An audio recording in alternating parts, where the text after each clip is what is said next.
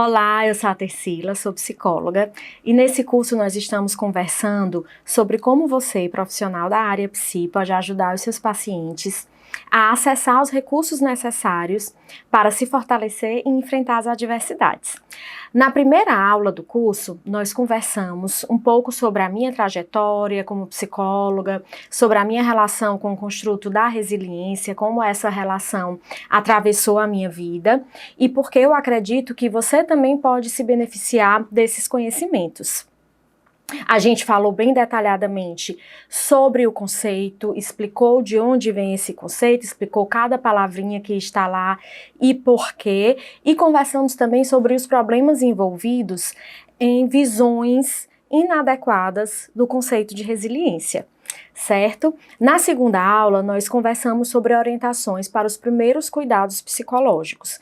Como agir quando você, seja psicólogo ou não, tem o primeiro contato com alguém que está em crise, vivendo alguma crise aguda.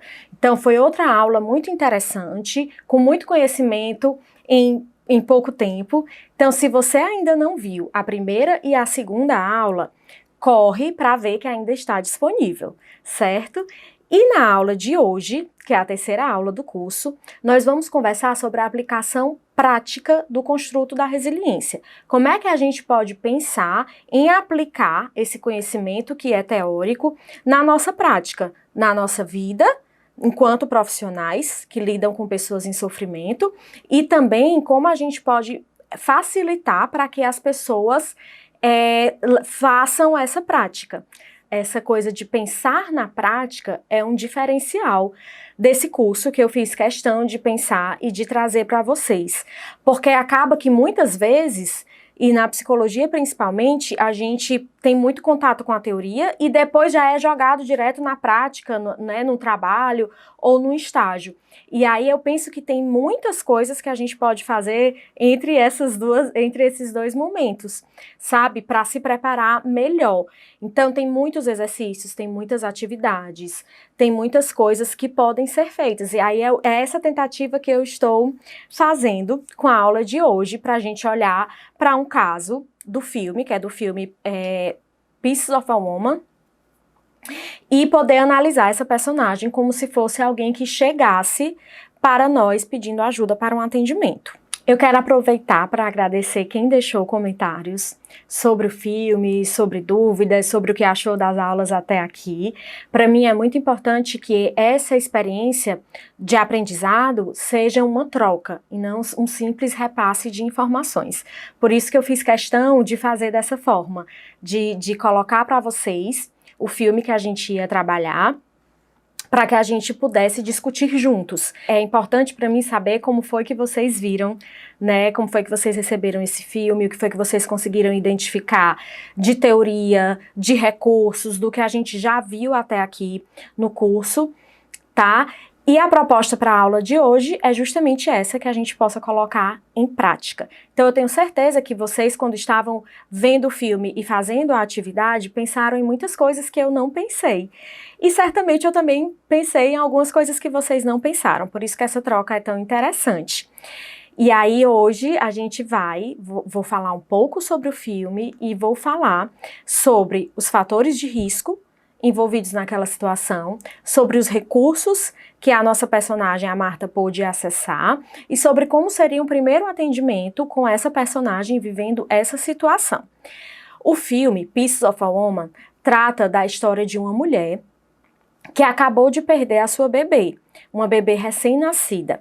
Inclusive, é importante deixar claro que é um filme difícil de assistir e não é muito recomendado, na minha concepção, para mulheres que estão grávidas ou tentantes ou puérperas, porque toca nessa dor de perder um filho, tá? E eu não vou entrar nesse aspecto da questão do luto materno em si.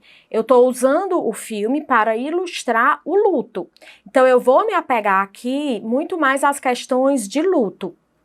Né, o que é que, em uma situação como a situação que é mostrada no filme, a gente pode tirar de aprendizado para lidar com pessoas que estão de luto? O que é que a gente pode dizer, o que é que a gente pode fazer e principalmente, porque nesse aspecto o filme é muito rico em nos ensinar o que não dizer a uma pessoa enlutada, certo? Então eu vou trazer 10 frases para não se repetir. Então, só para a gente continuar entendendo melhor o filme é muito interessante, certo? Tem uma atuação maravilhosa. A atriz que faz a Marta, realmente ela entregou um papel incrível. As expressões faciais dela mostram tudo que ela está sentindo. Ela não precisa falar uma palavra. E aí, logo após a morte da sua bebê, ela tem um distanciamento muito grande dos familiares, né? E ela vive aquele luto com muito sofrimento e as pessoas ao redor ficam tentando saber o que fazer, tentando ajudar e acabam, na maioria dos casos, atrapalhando. Então vamos lá começar a falar um pouquinho sobre luto. É muito comum as pessoas dizerem que não tem o que ser dito a uma pessoa enlutada, a uma pessoa que acabou de perder um ente querido, né? Seja um filho, ou um pai, uma mãe, um irmão, um amigo, seja quem for. Como a morte é algo muito pouco falado na nossa sociedade, como é um tema tabu, né, como a gente não fala abertamente sobre morte, isso gera até um constrangimento. Então as pessoas ficam muito perdidas, sem saber o que fazer, sem saber como agir, sem saber o que dizer, quando alguém próximo está enlutado.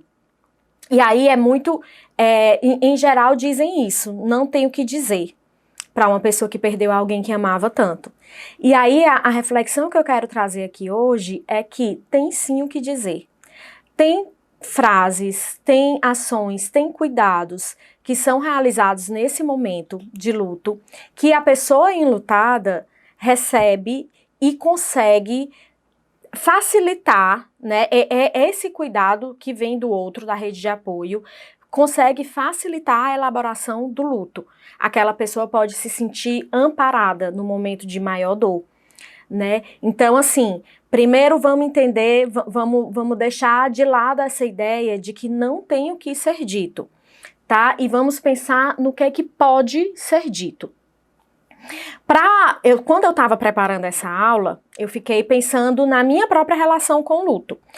E a última e a mais potente experiência de luto que eu vivi foi a morte do meu avô, há 3 anos. Meu avô era muito jovem, totalmente lúcido, saudável e morreu de uma hora para outra. E foi a pessoa mais próxima que eu perdi na vida. E quando isso aconteceu, eu lembro que fez muita diferença para mim o cuidado dos meus amigos, né? E o cuidado da minha família, o cuidado que nós tínhamos uns com os outros. Então, todas as pessoas que mandaram mensagem, que disseram que estavam ao meu lado, que disseram que foram até o enterro, que me visitaram depois, que ficaram ligando para saber como eu estava, tudo isso fez muita diferença ao ponto de que eu nunca vou esquecer essas atitudes. Certamente eu nunca vou esquecer o cuidado que as pessoas tiveram comigo no momento que eu estava de luto. O que eu sentia predominantemente naquele momento era um grande desamparo, né? Quando você perde uma figura de referência para você, que tem a ver com as suas raízes, dá aquela sensação de que você fica um pouco perdida no mundo, né? Um grande desamparo. Então, toda vez que alguém se aproximava de mim, para me oferecer algum consolo, né, para falar dele, inclusive a forma carinhosa como as pessoas falavam do meu avô e falam até hoje, isso era importante para mim, isso me trazia algum conforto, né? Então, assim, resumindo, o que a gente pode fazer quando alguém próximo está enlutado é falar para a pessoa que você está disponível para ouvi-la, porque você está ao lado dela naquele momento, né? Oferecer esse cuidado, esse amparo, esse carinho, lembrar a pessoa que faleceu, lembrar com cuidado. Outra coisa importante, reconhecer a importância daquilo que está acontecendo na vida da pessoa. E isso é uma coisa que eu acho que está se tornando complicada complicado no contexto de pandemia, porque a morte agora tem se tornado uma coisa muito comum e faz parte da rotina de todo mundo. E pode ser que às vezes a gente nem consiga oferecer esse apoio a todos que precisam, mas entender que o que a pessoa está passando é muito difícil, né, reconhecer isso é importante. Então, acho que vocês já entenderam a ideia do que eu tô falando, mas só para ficar claro, as frases, exemplos de frases que podem ser ditas, porque é claro que cada caso é um caso, e você só vai dizer essas coisas se fizer sentido e se for verdade, né? Mas dizer coisas do tipo, eu sinto muito, eu sei o quanto isso dói, eu estou aqui ao seu lado. Se eu puder fazer alguma coisa para te ajudar nesse momento, me fala, eu quero fazer. Né? De repente mandar flores ou mandar um mimo, um carinho, uma coisa gostosa para a pessoa comer. Dizer para a pessoa, você pode falar comigo sobre isso. Eu estou aqui, eu quero saber mais da tua relação com teu avô, por exemplo. Me conta mais como era a relação de vocês, como era ele, o que foi que aconteceu e tal.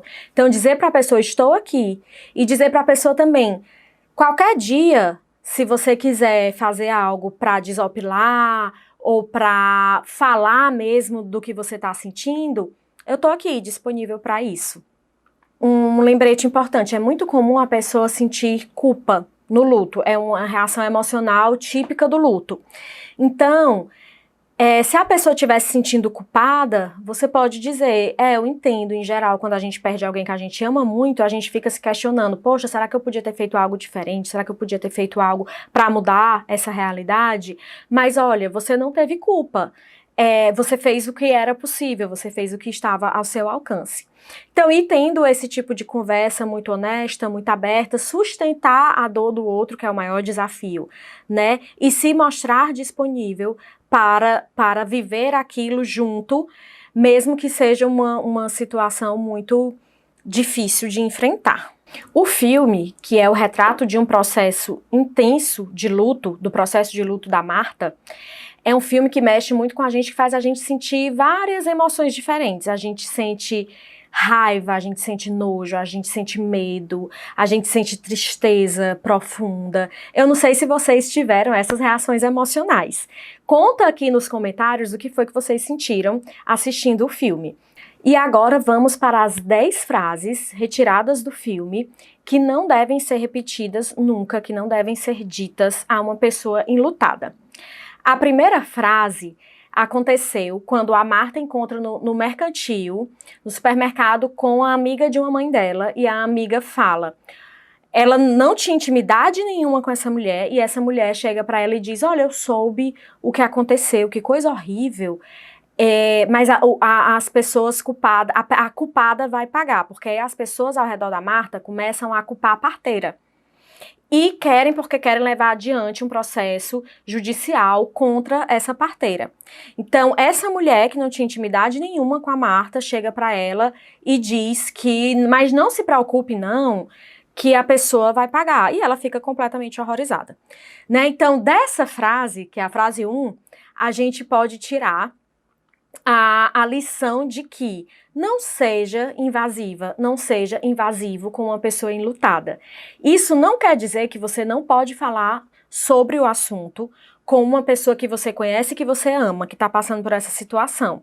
Mas isso quer dizer que você tem que respeitar o tempo da pessoa, você tem que respeitar a vontade da pessoa. Se você não tem intimidade nenhuma, diga que você sente muito, diga que está lá se a pessoa precisar de algo, mas chegar e dizer, olha, eu soube o que aconteceu e tal e tal.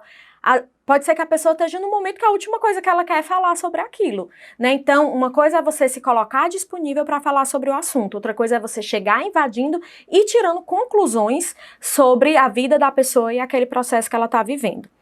A segunda frase é dita pela mãe da Marta, né? Em algum contexto, ela diz, é a coisa certa a ser feita. O contexto, na verdade, é que a Marta começou a pensar em doar o corpo da bebê para a universidade para que fossem feitas pesquisas, tá? E a mãe dela e o companheiro da Marta não queriam que isso fosse feito. Então, em determinada hora, a mãe dela chega e diz, é a coisa certa a ser feita. E aí, assim, é a coisa certa a ser feita para quem? Né? Ninguém que não está vivendo aquilo pode dizer o que é que deve e o que é que não deve ser feito, como é que uma pessoa enlutada deve ou não agir.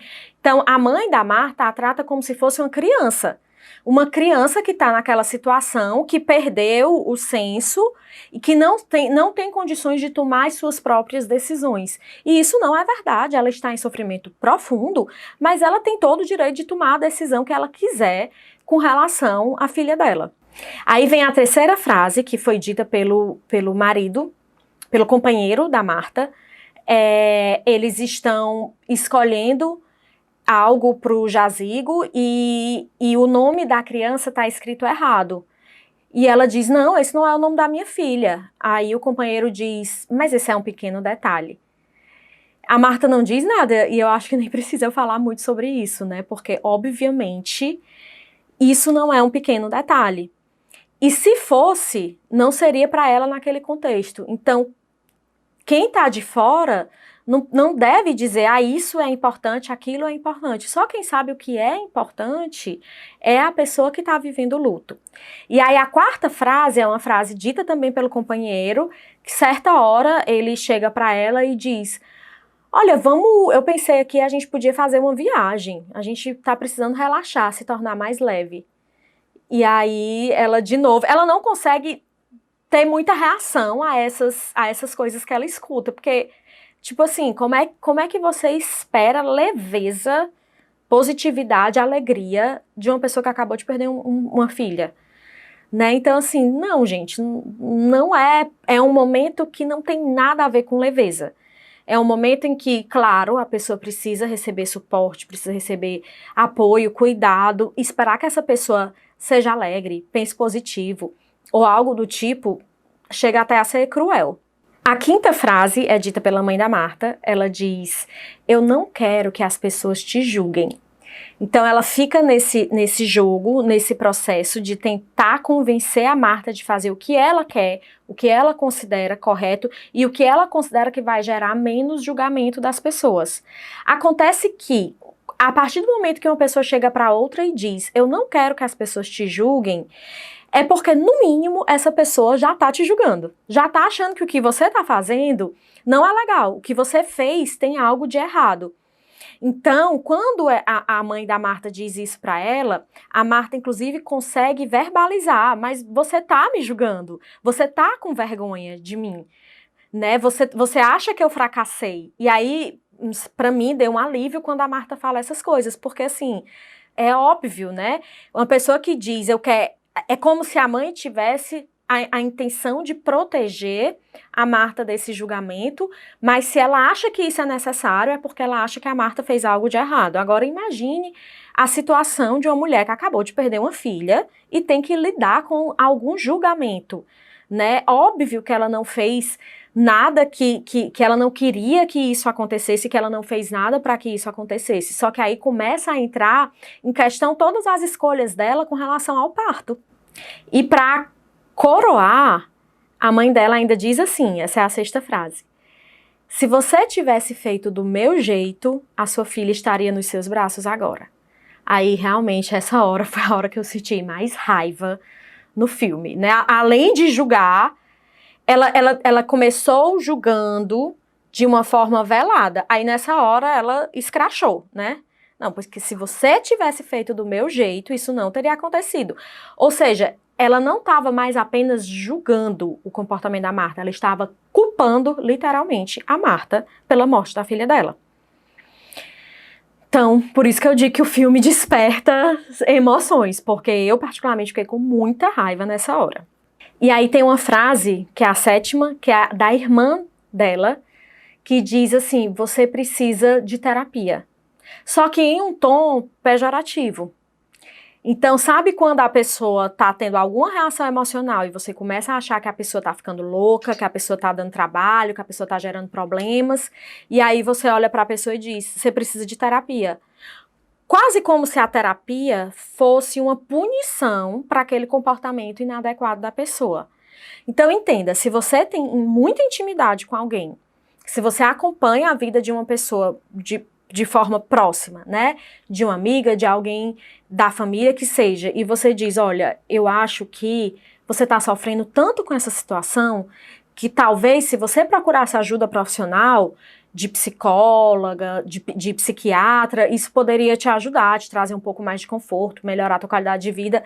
Isso é uma coisa, isso é um cuidado, um encaminhamento para uma pessoa que está precisando e que você tem condições de avaliar se a pessoa está precisando ou não, isso é um cuidado. Agora, você dizer no meio de uma discussão que a pessoa precisa de terapia em tom pejorativo, tem até a ver com uma visão da terapia, do cuidado em saúde mental, preconceituosa. Né? E aí, assim, a irmã da Marta estava com raiva porque ela não tinha atendido a ligação da mãe. Então, assim, a pessoa tá vivendo isso e as outras estão esperando dela muita coisa que não dá para ser feita, entendeu?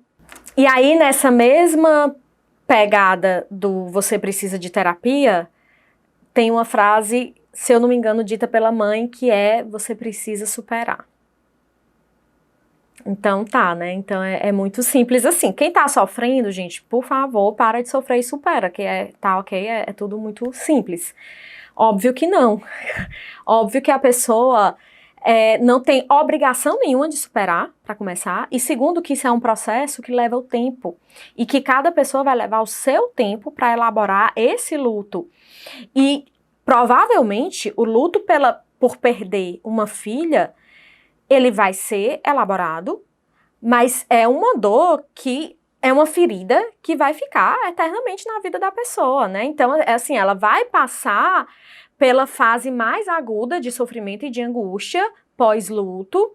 Isso provavelmente, né, em geral, isso vai melhorar, mas ela vai carregar essa dor pro resto da vida. Então, como é que chega para uma pessoa que tá passando por isso e diz que você precisa superar? Não dá, né?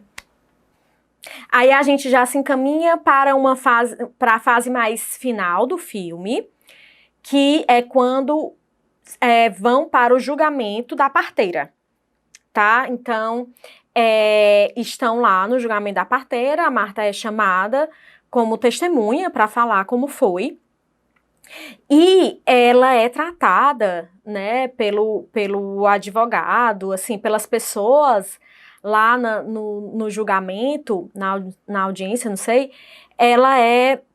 as pessoas ficam o tempo todo querendo encontrar o que foi na conduta dela, Marta, da mãe, que pode ter levado a esse desfecho tão triste que foi a morte da bebê. Então as pessoas fazem perguntas do tipo, né? Essa é a frase. Por que você escolheu parir em casa? Então as pessoas começam a questionar a escolha dela de ter um parto natural em casa, né? E aí assim, é como se fossem colocando para ela, mais uma vez, que a culpa era dela. Como se uma pessoa enlutada já não sentisse culpa o suficiente. Como se uma pessoa enlutada já entra em contato com a culpa, inevitavelmente, mas imaginem uma situação como essa, que todo mundo ao redor está dizendo, inclusive com todas as letras, que ela é culpada. Então, a forma como ela é tratada nessa audiência é muito insensível, extremamente insensível. E todo esse processo, né, de tentar culpar a parteira é uma forma de dizer, e eu acho até que em algum momento é dito dessa forma no filme, que há uma forma de compensar o que ela perdeu. Né? E aí ela, no filme, diz, olha, essa mulher que está aqui sendo julgada não fez nada deliberadamente para que isso acontecesse. E vocês estão tratando essa situação como se houvesse uma forma de compensar a filha que eu perdi. E não há. Então, isso aqui não tem propósito, né? E aí, para finalizar, eu vou trazer uma frase que não aparece no filme, mas que é muito comum para mulheres que perdem bebês recém-nascidos ou que sofrem um aborto espontâneo, que é a seguinte frase: já já você engravida de novo. Gente, não. Não vamos dizer essa frase porque não importa, a pessoa pode engravidar mais de 10 vezes, ter vários filhos. Aquele bebê ela perdeu, tá? E aquele bebê não vai voltar. E vai fazer parte do sistema dela, do sistema familiar daquela mulher e daquele homem, dos pais da criança. Então, essa criança precisa ser reconhecida, né? Precisa ser vista, fazer parte do sistema. E não há como ser substituída. Outra coisa que muitas vezes nessa situação se esquece é que o pai também está de luto. O pai também perdeu um filho, uma filha, né? Então esse homem também vive o luto dele, mas acaba que não há muito espaço para o luto do homem, né? Não é muito reconhecido, a mulher é muito priorizada, e é claro que a mulher tem mais coisas envolvidas porque fisicamente, biologicamente, ela carregou a criança, né? E aí isso mexe com questões hormonais e tal. Mas a gente não pode esquecer que o pai também está de luto. E agora eu vou falar dos riscos envolvidos nesse caso da Marta. E aí a primeira coisa que eu quero dizer é que, lembra que a gente falou na aula passada sobre, aliás, na primeira aula, sobre risco e proteção. Quais são os fatores de risco e os fatores de proteção. E que risco e proteção, não existe um fator de risco a priori, um fator de proteção a priori, porque tem que ser analisado, avaliado em cada caso e em cada momento da vida da pessoa. O filme ilustra isso muito bem, porque tem diversos aspectos da vida da Marta que funcionavam antes do luto como proteção e após o luto passam a funcionar como risco. Então, ela tinha aparentemente uma relação massa com o companheiro dela. Eles eram realmente um casal, companheiros um do outro e estavam ali juntos. Depois do luto, eles se afastaram muito. E ele se tornou um fator de risco, né? Porque ele toma atitudes, ele faz escolhas que deixam a Marta ainda mais vulnerável emocionalmente. A família da Marta também é fator de risco e fator de proteção, porque ela tem uma família, né, a mãe, a irmã com quem ela tem uma proximidade, que tentam ajudar. Isso tudo que eu falei aqui, a intenção das pessoas era de ajudar, sabe? Ninguém estava querendo fazer mal a Marta. Só que as pessoas não têm muita noção mesmo de como lidar com o luto, e as pessoas sempre priorizam as suas necessidades, né? Então, a mãe da Marta não queria que as amigas dela julgassem a filha dela, que na concepção dela tinha feito uma escolha infeliz. Mas as pessoas, sim, querem ajudar. Então, ela tem uma família que ela podia contar para algumas coisas, mas que nesse momento do luto se tornou um fator de risco, porque assumiu essa postura de julgamento, né? O trabalho da Marta é um fator de proteção e um fator de risco também, porque ela tem um trabalho, isso não é explorado no filme, mas ela tem aparentemente uma estabilidade profissional, ela tem um trabalho que era interessante para ela, mas quando ela vai trabalhar a primeira vez, logo depois a morte da filha, é extremamente constrangedor. A situação, quando ela chega no ambiente de trabalho com vários outros colegas, todo mundo fica muito constrangido. E aquilo se torna uma situação muito mais dolorosa para ela. Então, o fato dela ter um emprego é um fator de proteção, mas ela encarar as pessoas do trabalho naquele momento acaba funcionando como um fator de risco. Tercila, sobre os recursos, que essa foi a atividade principal, né? Identificar os recursos que a Marta tem acesso, que a Marta pode lançar mão para enfrentar e elaborar esse processo de luto. E aí a primeira coisa que eu quero falar para vocês é confessar que para mim foi difícil identificar esses recursos. Foi difícil reconhecer, né? Porque eu assisti o filme a primeira vez E aí depois eu pensei, não, vou levar esse filme para o curso. Mas para levar o filme para o curso eu preciso identificar os recursos, porque essa é a ideia, né, por trás disso. E aí eu pensei, mas quais são os recursos? Aí eu vi de novo o filme para extrair as frases e fui pensando sobre os recursos. Então não é algo tão fácil assim de identificar, porque a situação que ela tá é tão dolorosa que parece que nenhum recurso tá funcionando, sabe? E ela tem uma postura, não é uma postura, é uma reação emocional mais do que natural, de distanciamento. Ela se distancia muito da família, da mãe, do marido, ela cala muito a dor dela. E aí eu comecei a... E aí isso também é um fator de risco, né? Porque quanto mais isolada a pessoa tá da rede de apoio, menos ela pode usufruir desse suporte. E aí eu fiquei pensando sobre esse isolamento da Marta. E tem uma coisa que é interessante no isolamento dela, tá? Que pode ser, né, um fator de risco, mas que também pode ser um fator de proteção e um recurso. Ela se permite se isolar, ela se permite ser antipática com as pessoas, né? Ela não tá conectada, e isso é um recurso dela, com essa necessidade de estar agradando todo mundo. Então ela não fica ali tentando ser legal. Assim, a expressão dela, que como eu falei, para mim é o ponto alto do filme, a expressão dela diz tudo o que ela tá achando dessas coisas absurdas que as pessoas estão falando para ela. Então ela não tem essa necessidade de ficar agradando, de ser cortês, de ser gente boa, não tem. Ela tem permissão para desagradar as pessoas e isso é um recurso importante para lidar com a dor. E além disso, ela tem uma comunicação muito firme e muito assertiva. Ela consegue verbalizar as coisas que ela pensa. Então ela tá ali incomodada numa situação, ela vai e diz. Ela joga o desconforto para todo mundo, ela não fica com o desconforto só para ela. Mas ela diz o que precisa ser dito. Às vezes ela cala, mas às vezes ela diz o que precisa ser dito para a mãe, para o marido, ela briga, né?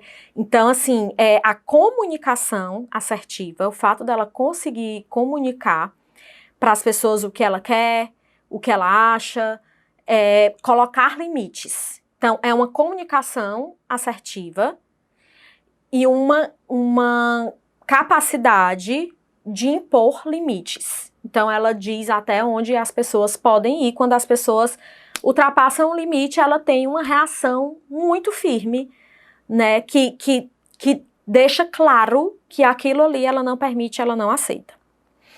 Outros fatores de proteção, ou seja, outros recursos da Marta. Ela tem alguns recursos físicos, ela é uma mulher muito bonita, muito, muito atraente. E aí, com isso, ela consegue, em determinado momento, por exemplo, sair para dançar, né, e se sentir desejada. E ela tem uma saúde física aparentemente boa, né? Não se sabe o motivo da filha dela ter falecido, mas aparentemente ela tá bem. A saúde também pode funcionar como um fator de risco, porque é claro que o corpo dela tá fragilizado depois de ter passado por um parto, né? Então, assim, mas ela não tem um outro problema de saúde que tornaria aquela situação mais grave, mais complicada, tá? Em termos de recursos de infraestrutura, ela tem uma excelente infraestrutura, ela mora numa casa muito confortável, ela tem estabilidade financeira, ela tem acesso a serviços de saúde, ela pode pedir ajuda, ela pode pagar pela ajuda, né? Porque assim, se a gente pensa nas pessoas nos mais diversos contextos, muita gente passa por uma situação dessa sem ter um atendimento adequado, né? Porque não tem acesso a um atendimento, a um cuidado mesmo em saúde, a um cuidado emocional. Então, ela tem essa infraestrutura, essa condição nesse aspecto de fazer isso. Parece não, o marido vive uma situação financeira mais instável, mas ela aparentemente está tudo ok. Então, a infraestrutura também, que aqui inclui realidade financeira e tudo, isso também contribui para processos de resiliência. E aí tem um outro recurso, que é um recurso simbólico, que a Marta traz, que é extremamente interessante. Ela se interessa muito pela germinação, processo de germinação da maçã, né? E isso tem a ver simbolicamente com a germinação da vida de uma forma geral. Então tem a ver com o que ela viveu. E aí a atenção dela se volta muito para isso, e ela começa a pesquisar, ela começa a germinar mesmo, ela pega assim a semente da maçã e coloca no algodãozinho molhado, e certa hora isso começa a crescer, né? Essa vida começa a surgir, a pulsar. Então, essa conexão simbólica que ela encontrou claramente faz um papel importantíssimo na elaboração do luto dela, né? E aí, esses foram os recursos que eu reconheci, que eu identifiquei. E aí, uma coisa para a gente observar é que muitas vezes a gente quer oferecer ajuda ao outro, baseada nas nossas necessidades, no que a gente acha que aquela pessoa ia querer receber. Então você pode muito bem chegar para uma mulher dessa e dizer que ela tem que fazer terapia, só que ela não está nem um pouco afim de fazer terapia. Ela não tem condições, ela não está conseguindo expressar muito em palavras a dor dela. E aí as pessoas se frustram, porque quis ajudar e a pessoa recusou a minha ajuda. Então a pessoa fica magoada, né? Só que a gente precisa, quando a gente quer oferecer ajuda, quando a gente quer ser rede de apoio, a gente precisa ouvir o que é que a pessoa quer. É perguntar, como é que eu posso te ajudar? Então, nesse processo da Marta, certa hora ela vai numa loja de livro, e numa livraria, né, e ela procura por livros e por informações sobre essa germinação da maçã. Entende que era disso que ela precisava? Sabe, não era da mãe tentando fazer com que a parteira fosse punida, ou da viagem, vamos viajar, ou então vá fazer terapia. Não era nada disso que fazia sentido para Marta naquele momento. O que fazia sentido era essa simbolização. Então, quando uma pessoa de luto chega e diz, eu quero saber sobre isso, se você tem as informações, forneça. Fale com a pessoa sobre o que ela quer falar, não é sobre o que você acha que deveria ser dito.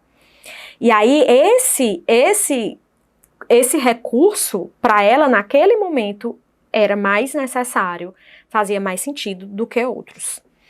Tá? Mas o fato dela ter todos esses recursos provavelmente contribuiu para o seu processo de resiliência e de elaboração desse luto. Agora vamos pensar como é que a gente poderia agir sendo um profissional de saúde ou algum profissional que vai entrar em contato com essa mulher. Ela pode procurar, vamos supor, eu, psicóloga, ela me procura para um primeiro atendimento, ou ela procura o médico para fazer os procedimentos necessários. E o que pode ser feito nesse primeiro contato, né? Lembrando aqui o que a gente viu na aula passada sobre os primeiros cuidados psicológicos. O que eu vou falar agora é basicamente um resumo de tudo que eu já falei até aqui, tá? Então, imaginando que a Marta está aqui na sua frente, na minha frente, é perguntar como você está. A gente não vai concluir como é que a pessoa está. A gente precisa perguntar. Ela pode dizer que está bem. Aí você vai dizer, ok. Né? Não vai dizer, tem certeza que você está bem? Você acabou de perder uma filha. Não, tá? Mas fazer perguntas abertas. Não é para perguntar, você está bem? Porque essa pergunta a gente sempre faz e a pessoa diz sim ou não. É uma pergunta aberta. Como você está? Outra pergunta, posso te ajudar de alguma forma? Ou melhor, como eu posso te ajudar? Aí a pessoa vai dizer como é que pode ser ajudada, né? Porque como eu acabei de falar, no caso da Marta, a resposta dela podia ser, eu quero saber mais sobre a germinação da maçã. Então pronto, vamos pesquisar juntos sobre isso? Entende que pode ser isso? Não precisa ser a pessoa abrir a ferida dela e sair sangrando ali naquele momento? Não. Né? Se ela quiser, aí você tá ali disposta a receber, a amparar, a acolher. Mas esse movimento é mais dela, tá? Aí ela fala uma decisão. Eu quero entregar a minha bebê para a universidade, fazer estudos. Ok, respeita a decisão dela. É ela, não é porque ela tá de luto que ela não tem condições de tomar decisões. Olha para essa pessoa, mesmo enlutada, mesmo num processo de sofrimento intenso, agudo, profundo, como uma pessoa que tem condições de tomar suas próprias decisões. Não é uma criança, né? Não é uma pessoa que perdeu a noção. Respeitar as decisões, respeitar a fala dessa pessoa, né? E aí, à medida que ela for falando, o que for possível para ela falar naquele dia, a gente vai ouvindo de forma muito atenta, de forma muito cuidadosa. E a gente vai fazendo notas mentais dos recursos que a pessoa traz ali naquela fala, e a gente vai devolver isso no final, né? Sempre pontuar para a pessoa os recursos que ela trouxe. Resumindo, ouvir sem invadir, respeitar o tempo da pessoa, reconhecer os recursos, compartilhar com ela os recursos dela que você conseguiu identificar, reforçar que você está disponível. Ela pode dizer, hoje eu não quero atendimento psicológico, hoje eu não quero nenhum tipo de ajuda. Tudo bem, não tem problema. No dia que você quiser, eu estou aqui disponível para você. Como a proposta da aula de hoje é pensar na aplicação prática do construto de resiliência, né, eu programei 2 atividades para hoje. A primeira foi essa análise do filme, do caso da Marta, que a gente fez, né, e a segunda é uma meditação guiada. Então, por que eu optei por trazer para esse curso uma prática de meditação? Eu não sou professora de meditação, tá? Mas eu conheço muitas meditações, estudo sobre isso. E a meditação funciona como uma atividade, como um exercício muito interessante para lidar com situações estressoras, com situações adversas. Então, é um recurso que todo mundo pode utilizar na vida e que terapeutas podem utilizar com os seus pacientes. E assim, a meditação, o tipo de meditação que eu tô falando aqui é um tipo de meditação simples, é um exercício de meditação guiada. É diferente de uma pessoa que começa a praticar a meditação com propósitos mais espirituais, como parte de uma prática religiosa, né? E assim, o céu é o limite para o que você pode aprender com a meditação. A minha proposta para hoje é que a gente faça um exercício simples, não é arriscado, quem fizer o exercício não vai para outro planeta, o que a gente vai fazer é uma forma de relaxar. E qual é o potencial da meditação para propósitos emocionais, que é o que a gente está tratando nesse curso? É de realizar uma pausa. Então, imagine que você está vivendo, ou a pessoa está vivendo um momento de muito estresse, né? O nosso corpo está tendo uma reação de medo, de fuga ou luta, seja o que for, e a gente passa muito tempo nessa situação de estresse. O que a meditação proporciona para a gente é uma pausa. Então, o exercício de meditação, usando respiração, tem de fato o potencial de nos relaxar. Então, você quebra esse ciclo do estresse, você quebra esse ciclo algumas vezes da ansiedade, tá? Não é todo mundo que gosta, às vezes a pessoa tá tão ansiosa que meditar não vai funcionar, tá? Mas é um exercício, é um recurso que a gente pode lançar mão para fazer essa pausa. E vivendo situações de muito sofrimento, de muito estresse, ou lidando com pessoas que estão vivendo essa situação, como é o caso de nós terapeutas, é importante que a gente saiba como fazer essa pausa. Dependendo do exercício, né, de respiração, a gente consegue acessar cerebralmente um outro estado de consciência. A gente pode entrar no estado alfa, por exemplo, que é um estado que favorece o relaxamento, o nosso corpo relaxa e as ideias muitas vezes ficam mais claras. Então, assim, a gente consegue, através da respiração, acessar um aspecto nosso que vai estar mais relaxado e que vai ter mais clareza de ideias. Então, eu vou explicar ao longo do curso completo, do curso mais profundo de resiliência, eu vou falar mais sobre a meditação como recurso, tá? E eu vou trazer outros exercícios de meditação. Cada módulo do curso vai ter essa atividade do filme e vai ter a atividade da meditação, porque são as formas que eu encontrei, entre outras, de colocar em prática o que a gente está aprendendo na teoria, tá bom?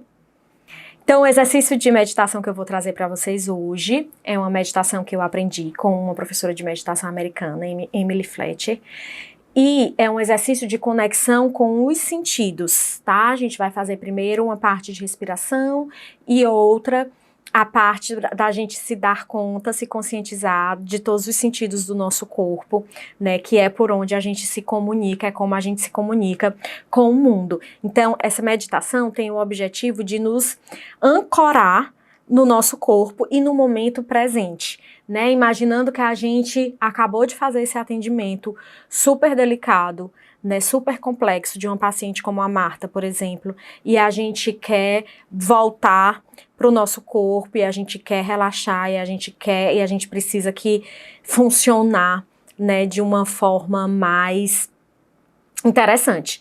Então, essa meditação pode ser feita nesse tipo de situação. E pode ser feita também com o paciente, tá? Então, vamos começar. Primeiro passo é sentar ou deitar da forma mais confortável possível, certo? É importante também apagar as luzes. Então, onde você estiver, se certifica que você pode fazer esse exercício sem ser interrompida ou interrompido. Apaga as luzes, senta de uma forma confortável ou deita de uma forma confortável. Solta o corpo, tenta relaxar o máximo possível.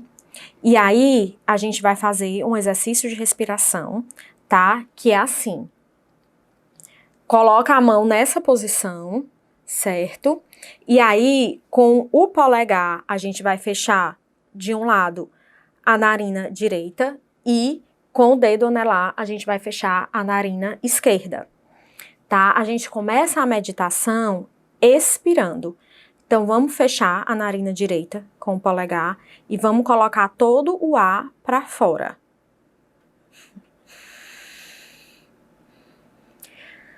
Depois, você continua, tá? Com a narina fechada e inspira. Coloca todo o ar para dentro. E aí, muda de lado. Quando mudar de lado, fecha a narina esquerda, solta o ar pela direita, depois inspira e vai mudando de lado.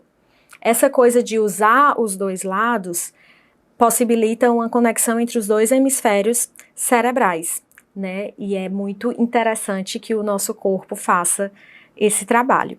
Então, continue fazendo a respiração dessa forma, certo? Fecha a narina, expira, depois inspira. Vamos fazer mais algumas vezes.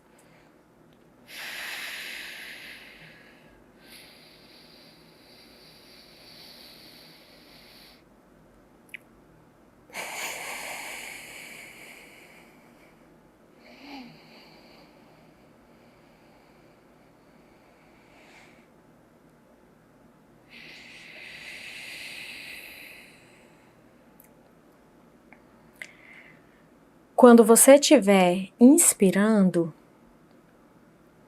enche todo o pulmão de ar.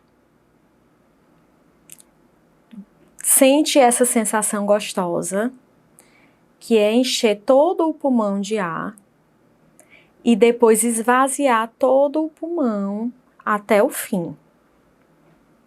E continua fazendo isso por mais um tempo.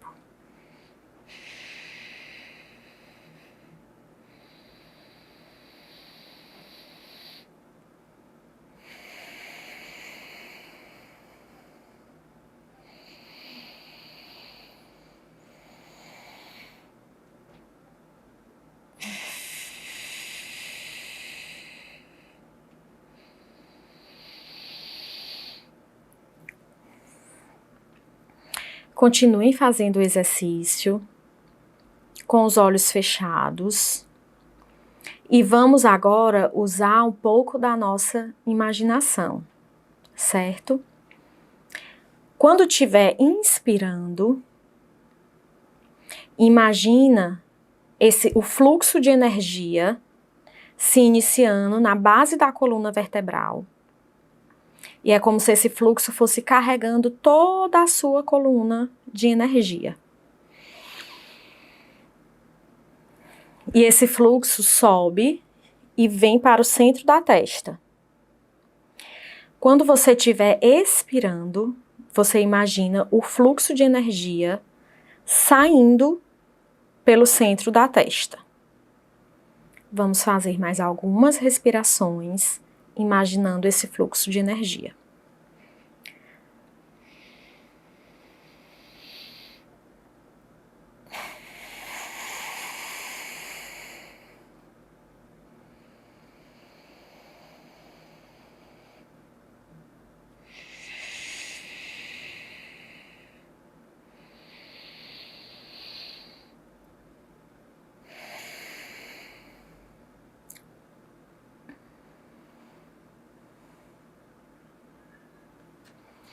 Agora solta as tuas mãos.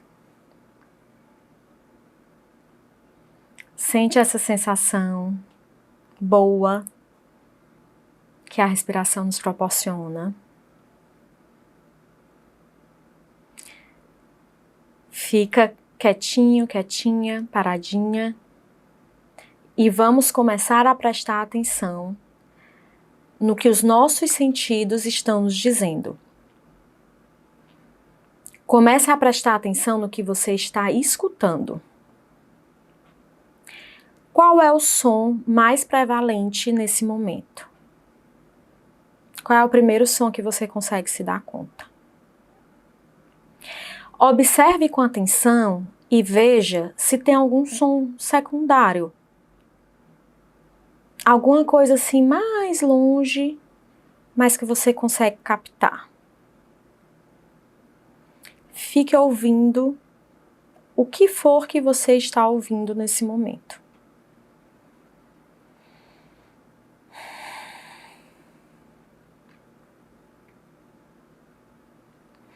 Agora, vamos levar a nossa atenção para o tato. O que é que você está sentindo?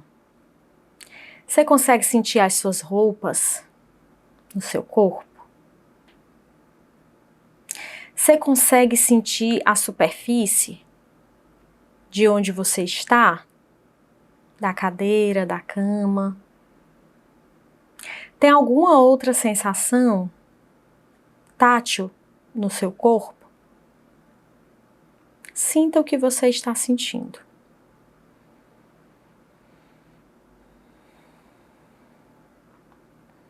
E agora vamos observar o cheiro. Qual é o cheiro que está aí agora? Esse quarto, essa sala, esse ambiente, tem algum cheiro prevalente?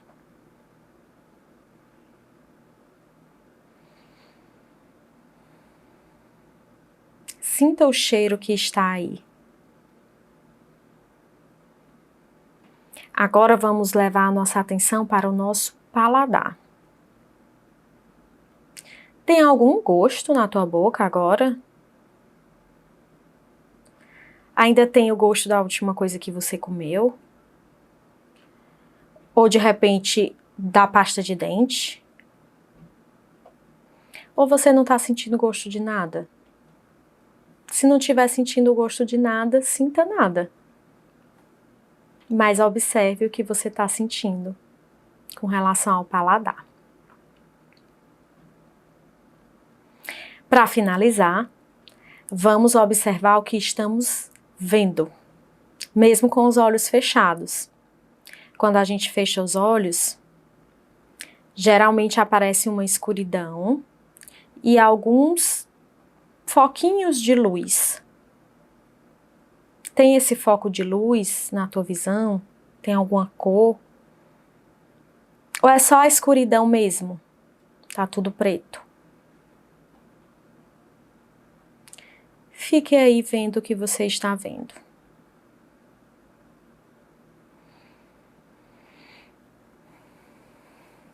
Agora vamos fazer o exercício de sentir tudo ao mesmo tempo. Será que dá certo? Tenta observar de forma simultânea o que você escuta, o que você cheira, o que está no teu paladar, o que você sente e o que você vê. Se não conseguir perceber tudo ao mesmo tempo, não tem problema. Percebe o que dá para perceber. E fica com essa sensação maravilhosa de estar presente no seu corpo. Fica só sentindo essa presença. E observando todos os seus sentidos.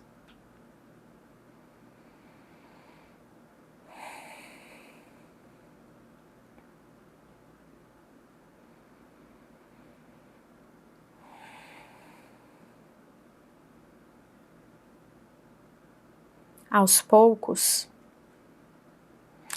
vamos lembrando de onde a gente está, voltando para esse ambiente. Vamos fazendo alguns movimentos. Eu sei que tá muito bom aí. Tá confortável. Mas vamos tentar se mexer um pouquinho. Pode dar uma espreguiçada. Mexe o pé, as pernas. E quando estiver preparada, quando estiver preparado, pode abrir os olhos.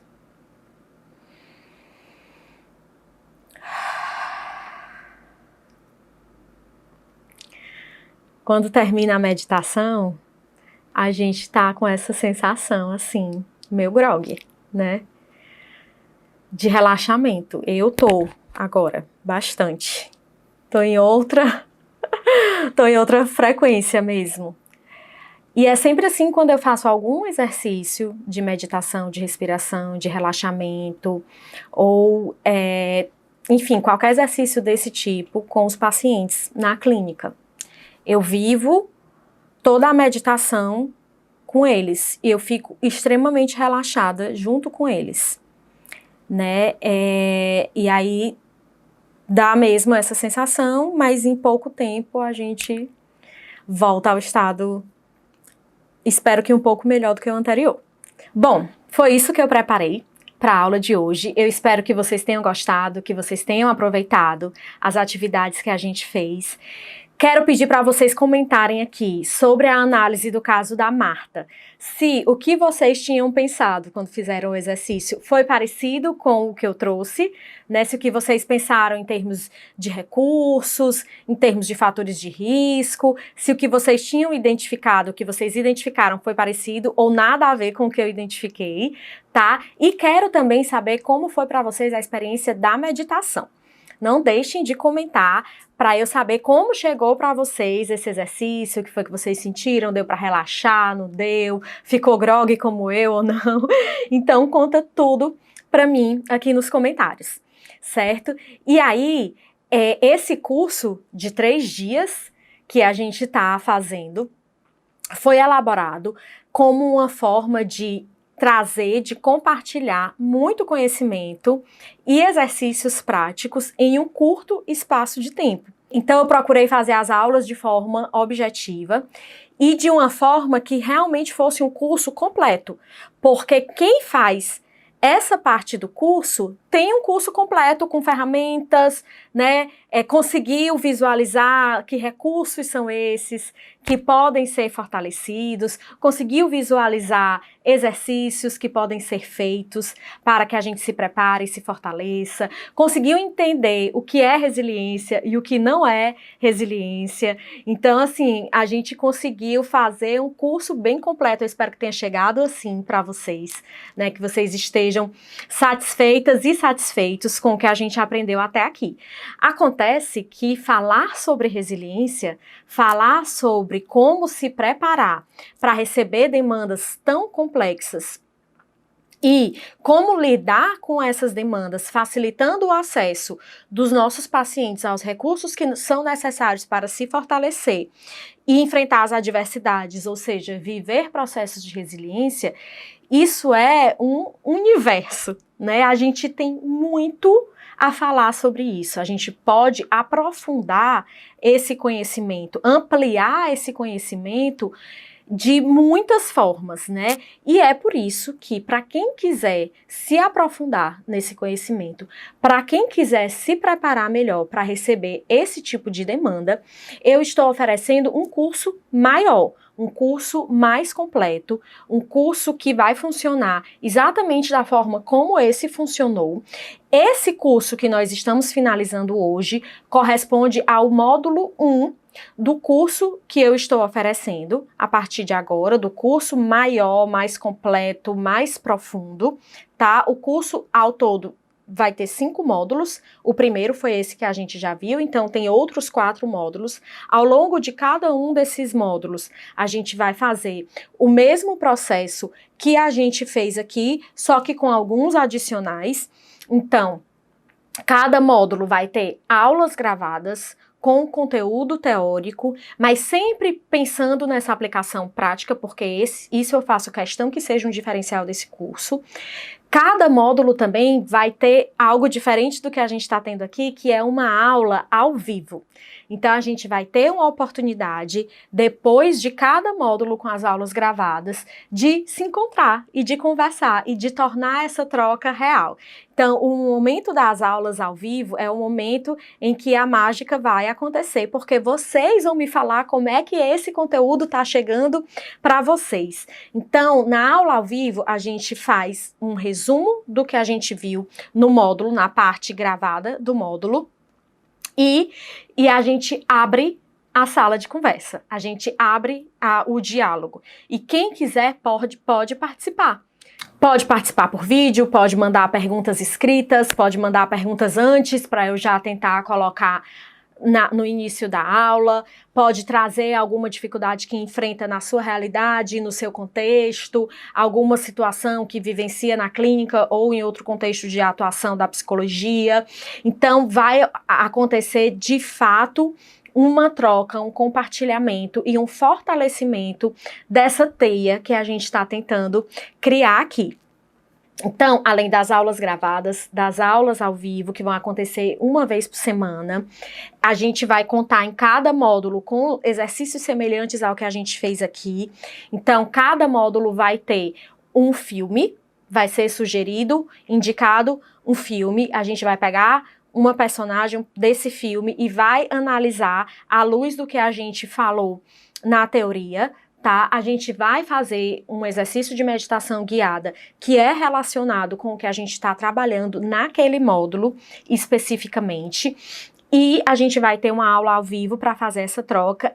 E além disso, a gente vai ter um material gráfico, que são materiais diferentes. Um dos materiais, por exemplo, é o Playbook da Resiliência, onde um material que foi feito com muito carinho já está pronto para que a gente possa fazer exercícios que cultivem resiliência, né? E esses exercícios, todos a gente pode fazer enquanto pessoa, né? E também aplicar como terapeuta com os nossos pacientes. O curso vai ser completamente online, então você pode fazer esse curso de qualquer lugar que você estiver, né? E aí você vai poder fazer do conforto da sua casa, você vai poder assistir às aulas no horário que for mais adequado para você.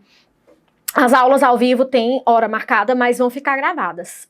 Agora é importante, eu encorajo que todo mundo participe ao vivo, porque aí a gente vai ter essa oportunidade de troca. Se você por acaso não puder naquele horário, você vai ter acesso a essa aula depois, certo? E aí uma coisa que eu pensei para tornar esse curso mais legal e mais para poder fazer um acompanhamento mais próximo do processo de aprendizado de vocês, é que todo dia a gente vai ter uma atividade. Então, todos os dias, pela manhã, eu vou enviar no grupo de WhatsApp, que é exclusivo para as pessoas inscritas no curso, a atividade do dia. Então, eu vou dizer, hoje você vai assistir essa e essa aula gravada. Então, hoje a sua atividade é assistir o filme. Então, hoje a sua atividade é a aula ao vivo. E aí, a gente vai fazendo esse acompanhamento o mais próximo possível. E as dúvidas, as dificuldades que vocês tiverem, vocês vão enviar para mim e eu vou respondendo e oferecendo esse suporte, tá certo? Eu acredito que esse processo de aprendizado precisa ser gradual, com pequenas doses, mas doses que tragam impacto, né, que tenham muito conteúdo e com esses exercícios práticos para que se torne realmente uma experiência e não um repasse de informações. Então, por isso, eu planejei esse curso com aulas curtas. Em média, 30, 40 minutos é o que você vai precisar por dia para concluir o curso ao longo de um mês. Então, se você dedica todo dia 30 minutos, em média, porque tem atividades que são mais longas e tem aulas que são mais curtas, 40 minutos, em média, você vai conseguir realizar o curso, concluir o processo, dedicando pouco tempo do seu dia, mas com um impacto grande, um impacto profundo, tá? A proposta desse curso é que a gente invista mesmo na preparação para lidar com essas demandas que são profundas, complexas, dolorosas. Por quê?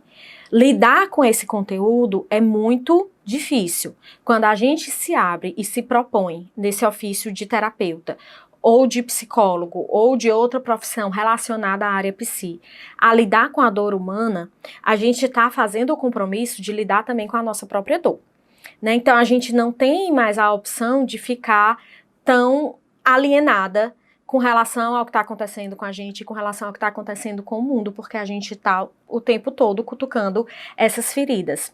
Por isso é que eu digo que é um ofício que exige muita preparação.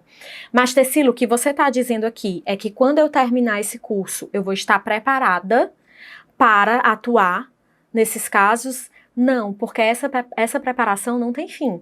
Essa preparação não se conclui, certamente não se concluiria em um curso com um mês de duração, certo? Ninguém está completamente preparada para lidar com situações extremamente dolorosas e complexas.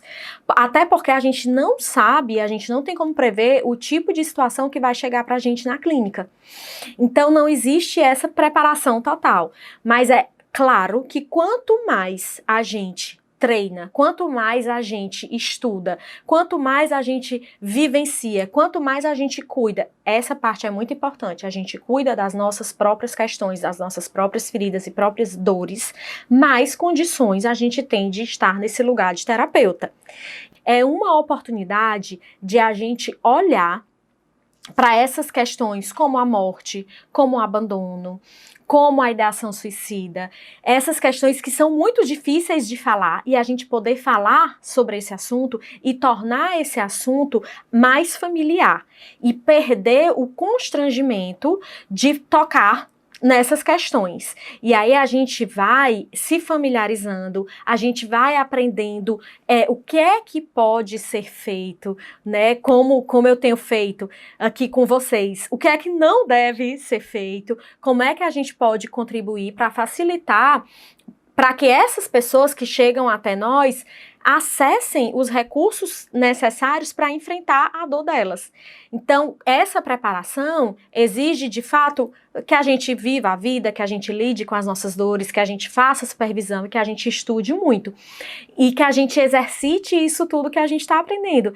Então, uma parte disso a gente vai fazer aqui, nesse curso, né? A outra parte, a gente vai precisar de tempo para viver, e eu vou dizer no curso como fazer essa preparação contínua. Então, você vai sair do curso compreendendo muitas coisas, muito mais familiarizada com essas dores, muito mais familiarizada com a dinâmica da resiliência, muito mais familiarizada com recursos que promovem resiliência. Então, todo mundo vai sair desse curso conseguindo listar de cabeça facilmente vários recursos que facilitam processos de resiliência. E aí, isso tudo são ferramentas que vão te dar melhores condições para lidar com a dor humana.